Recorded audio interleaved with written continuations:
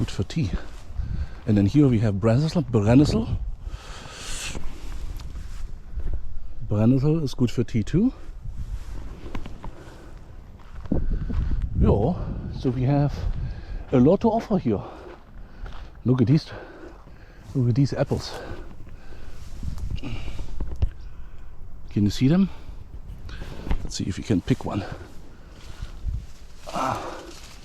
This one here. See? Little green, but after a while you can eat it.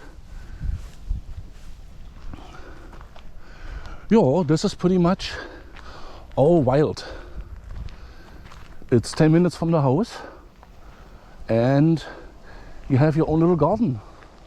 You know, bring your children, you know, have a weekend and let the children pick. So they learn a little more than just watching YouTube. Oh, you need to watch YouTube for sure. You know, my channel, Remo Adventure. But there's more adventures coming up pretty soon. That's it pretty much for today. I hope you learned a little bit. I will talk to everybody later. Bye-bye.